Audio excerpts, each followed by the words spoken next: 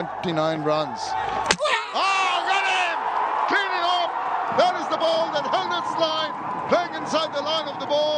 Mayavo, it is.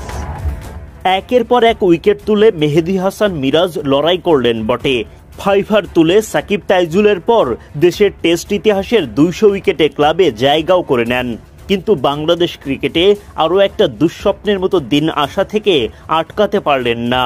জিম্বাবুয়ের মতো প্রতিপক্ষও লড়াকু পারফরমেন্সে উড়িয়ে দিল শান্তদের। ব্যাটিং বোলিং সবখানে দাপট জিম্বাবুয়ানদের। 5 দিনের টেস্টে রীতিমতো একদিন হাতে রেখে রাজস্বিক জয় তাদের। আর চতুর্থ দিনেও বোলিংয়ের আগে ব্যাট হাতেও হতাশ করে শান্ত বাহিনী। সিলেটের ভেজা আউটফিল্ড ঠিকঠাক করে চতুর্থ দিনের খেলা শুরু হতে হয় দেরি। দিনের খেলা শুরু হতে খানিকটা বিলম্ব হলেও বাংলাদেশ অধিনায়ক নাজমুল শান্ত যেন উইকেট বিলিয়ে দিতে একেবারেই অপেক্ষা করলেন না। আগের দিন দায়িত্বশীল ব্যাটিংয়ে সবার মন জয় করা শান্ত এদিন একেবারে সহজেই হারিয়ে ফেলেন নিজের উইকেটটা। দিনের দ্বিতীয় বলেই ব্লেসিং মুজারাবানির ফাঁদে পড়েন শান্ত। পুল করতে গিয়ে টাইমিং ভালো হয়নি, ফলে ক্যাচ চলে যায় ভিক্টর নিয়াউচির দিকে। নিয়াউচি দারুণ একটা ক্যাচে ফেরান টাইগার অধিনায়ককে। শান্তর বিদায়ের পর উইকেটে এসে রীতিমতো দলের ভরাডুবির 16 কলা পূর্ণ করে দেন অলরাউন্ডার মেহেদী হাসান মিরাজ। দলের কঠিন সময়ে পুরোপুরি ব্যর্থ তিনি। মিরাজও ধরা পড়েন মুজারাবানির বলেই। খাটো লেংথের বল মোকাবিলা করতে গিয়ে ভরকে যান। ব্যাটের কানায় লেগে বল চলে যায় গালি অঞ্চলে। বেনেটের ক্যাচে বিদায় ঘটে মিরাজের। 15 বল খেলে 1 ছক্কা 1 চারে করেন 11 রান। টেলেন্ডার তাইজুল ইসলাম বেশিক্ষণ টিকতে পারেননি। এন গারাভার বলে তার ব্যাটের কানায় লেগে বল চলে যায় উইকেট কিপার নিয়াশা মায়াভোর গ্লাভসে। সফল রিভিউয়ে তাইজুলের উইকেট আদায় করে জিম্বাবুয়ে। 213 রানে 7 উইকেট হারায় বাংলাদেশ। এক প্রান্তে দাঁড়িয়ে থাকা জাকের আলী অনিকের কাঁধে তখন যত চাপ। শেষ পর্যন্ত অনিক 58 রান করে বিদায় নেন। বাংলাদেশ অল আউট হয় 255 রান করে। জয়ের জন্য জিম্বাবুয়ের সামনে এখন লক্ষ্য 174 রান। এমন সহজ লক্ষ্যে ব্যাট করতে নেমে দুর্দান্ত ব্যাটিং করেন জিম্বাবুয়ের ওপেনাররা। বেন কারান ও ব্রায়ান বেনেট অনায়াসে রানের গতি বাড়াতে থাকেন। ক্রমেই পরাজয় জেঁকে বসে বাংলাদেশের ঘাড়ের ওপর। তখন মেহেদী হাসান মিরাজের একের পর এক উইকেট শিকারে জমে ওঠে ম্যাচ। যদিও শেষ পর্যন্ত শান্তদের উড়িয়ে দিয়ে ঠিকই জয় তুলে নেয় জিম্বাবুয়ে।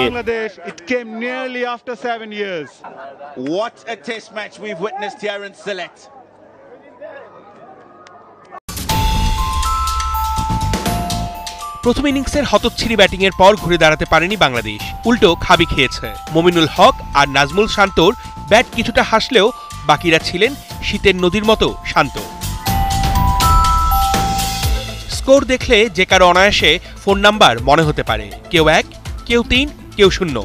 এ যেন অঞ্জন দত্তের সেই গান। এটা কি 2441139? জিম্বাবুয়ের হয়ে বলে ঝড় তুলেছেন ব্লেসিং মুজারবানি। একাই নিয়েছেন 6 উইকেট। এর আগে 4 উইকেটে 194 রান নিয়ে তৃতীয় দিন শেষ করেছিল টাইগাররা, তাই আগায়নি লক্ষ্য। দ্বিতীয় ইনিংসে রানের হিসেবে কিছুটা উন্নতি হলেও কাজের বেলায় তা খুব একটা কাজে আসেনি। মমিনুল শান্ত ছিলেন কিছুটা ধারাবাহিক।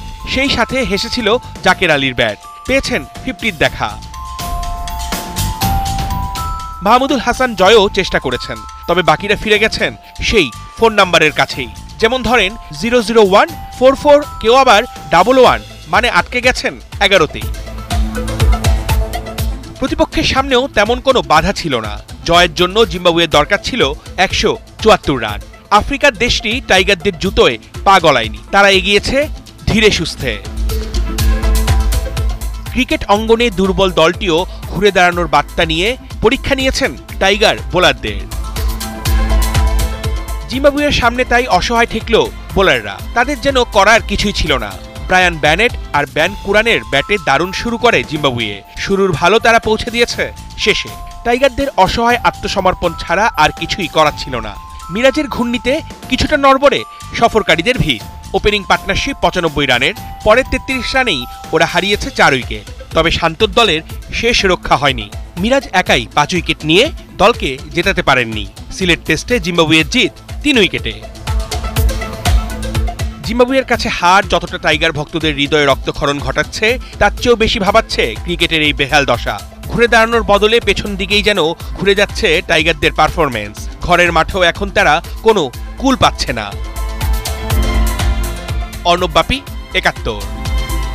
ব্রেক থ্রু লাগবে, চিন্তা কি, ঋষাদ তো আছেই। পিএসএল আবার ওই লেগির ডাবল স্ট্রাইক। মুলতান সুলতানসের বিপক্ষে ৪ ওভারে ৪৫ রান দিয়ে ২ উইকেট নিয়েছেন ঋষাদ।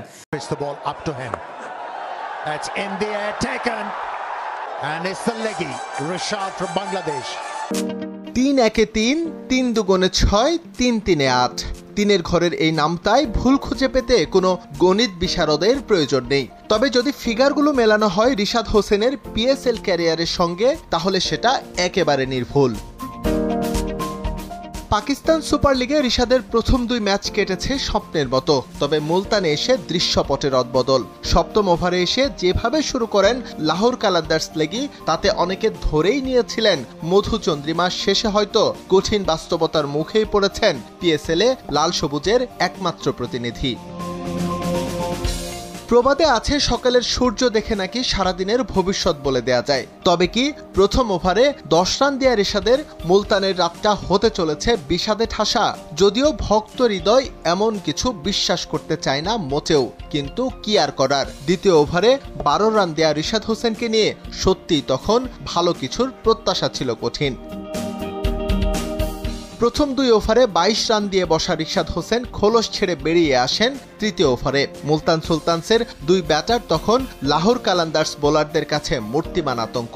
শাহিন আফ্রিদি থেকে হারিস রাউফ সবাই হয়েছেন কচুকাটা, কিন্তু পরিস্থিতি বদলে দেন লাল সবুজ স্পিনার। ওসমান খানকে আউট করে ভাঙেন ৭০ রানের জুটি। একই ওভারে শেষ বলে চান্স ক্রিয়েট করেছিলেন ইয়াসির শাহ, তবে নো ম্যানস ল্যান্ডে পড়ায় বেঁচে যান তিনি। উইকেট পেলেও চতুর্থ ওভারে রিশাদের উপর চড়াও হন অ্যাস্টন টার্নার। ৬ দিয়ে শুরু, এরপর ৪। শেষটা খুবই বাজে হওয়ার ইঙ্গিত। তবে তার স্পিন ভেলকিতে পড়ে যান অজি ব্যাটার। উইকেটের পিছনে ক্যাচ দিয়ে ফেরেন সাজঘরে। ৪ ওভারে ৪৫ রান দিয়ে পিএসএল এর তৃতীয় ম্যাচ শেষ করেন রিশাদ। একই ম্যাচে তুলনামূলক খরুচে বোলিং করেও রিশাদই হয়েছেন লাহোর কালান্দার্সের top wicket taker. SM Iqbal, Somoy সংবাদ।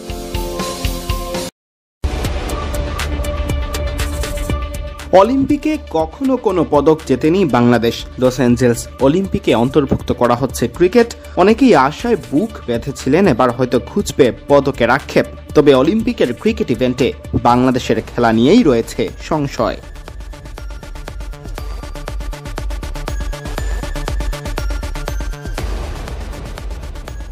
দীর্ঘ ১২৮ বছর পর লস অ্যাঞ্জেলস অলিম্পিকে ক্রিকেট ফিরলেও এতে অংশ নিতে পারবে মাত্র ৬টি দেশ। বিষয়টি নিশ্চিত করেছে অলিম্পিক কর্তৃপক্ষ। পুরুষ ও মহিলা ২ বিভাগেই ক্রিকেট ইভেন্টে ৬টি করে দেশ নেওয়া হবে চূড়ান্ত পর্বের জন্য। আয়োজকরা টি-২০ ফরম্যাটকেই বেছে নিয়েছেন। এখনও নিশ্চিত করা না হলেও সেক্ষেত্রে টি-২০ র্যাঙ্কিংয়ের শীর্ষ ৬ দল নিয়েই হতে পারে অলিম্পিকের ক্রিকেট ইভেন্ট।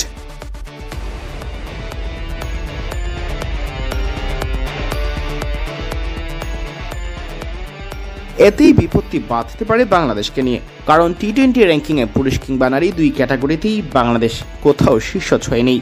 বিশেষ করে পুরুষ ইভেন্টে বাংলাদেশ শীর্ষ ১০-এ থাকলেও নেই শীর্ষ ৬-এ। অদূর ভবিষ্যতেও শীর্ষ ৬-এ আসার সম্ভাবনা কম। এ মুহূর্তে পুরুষ ক্রিকেট ইভেন্টে শীর্ষ ৬-এ রয়েছে Bharat, Australia, England, West Indies ও দক্ষিণ আফ্রিকা। সপ্তম ও অষ্টম স্থানে আছে পাকিস্তান ও শ্রীলঙ্কা। বাংলাদেশ আছে ৯ নম্বরে।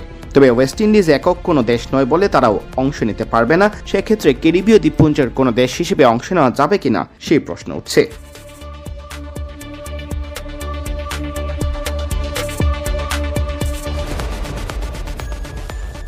বিশ্বের প্রায় সবগুলো ক্রীড়া ইভেন্ট নিয়ে প্রতি ৪ বছর পর বসে অলিম্পিকের আসর। বিশাল ক্রীড়া যজ্ঞের মহিমা প্রকাশ করতে অনেকেই একে আখ্যা দিয়ে থাকেন the greatest show on earth বলে।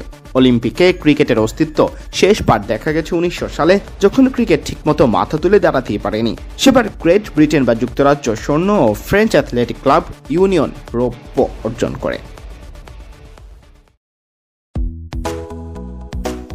ব্যস্ত সূচির কারণে বেশ কয়েকজন গুরুত্বপূর্ণ খেলোয়াড়কে বিশ্রামে রেখে মায়ার্কোর বিপক্ষে একাদশ সাজিয়েছিলেন বার্সা কোচ হ্যান্সি ফ্লিক। তাতে অবশ্য খুব একটা প্রভাব পড়েনি কাতালানদের খেলায়। তবে একের পর এক আক্রমণ করেও গোল পেতে বেশ কাঠখড় পোড়াতে হয়েছে তাদের। ঘরের মাঠে শুরু থেকেই একের পর এক আক্রমণে মায়ার্কোকে কোণঠাসা করে রাখলেও গোলরক্ষকের দৃঢ়তায় গোল বঞ্চিত হন বার্সা ফরোয়ার্ডরা। তবে গোলের জন্য আর বেশিক্ষণ অপেক্ষা করতে হয়নি তাদের। বিরতির পর প্রথম মিনিটেই বার্সাকে এগিয়ে দেন দানি অলমো। শেষ পর্যন্ত এই এক গোলের জয় নিয়েই মাঠ ছাড়ে হ্যান্সি ফ্লিক শিষ্যরা। এই জয়ে শীর্ষস্থান আরও মজবুত করল তারা। এদিকে ইংলিশ প্রিমিয়ার লিগে টানা 3 জয় তুলে নিয়েছে ম্যানচেস্টার সিটি। ঘরের মাঠে অ্যাস্টন ভিলাকে 2-1 গোলে হারিয়েছে তারা। শুরু থেকে বল দখলে রেখে আধিপত্য দেখায় ম্যান সিটি। 7 মিনিটে বার্নার্দো সিলভার গোলে এগিয়ে যায় তারা। তবে 18 মিনিটে স্পট কিক থেকে অ্যাস্টন ভিলাকে সমতায় ফেরান মার্কাস রাশফোর্ড। বিরতির পর আক্রমণ পাল্টা আক্রমণে জমে ওঠে ম্যাচ। গোলের জন্য মরিয়া হয়ে খেলতে থাকে দুদলই, কিন্তু ফরওয়ার্ডদের ব্যর্থতায় গোলের দেখা পাচ্ছিল না কোনো দল। নিশ্চিত জয়ের দিকে এগোতে থাকা ম্যাচের যোগ করার সময়ে সিটিজেনদের জয়সূচক গোল এনে দেন মাতেউস নুনেস। এই জয়ে টেবিলে 3-এ উঠে এসেছে ম্যানচেস্টার সিটি।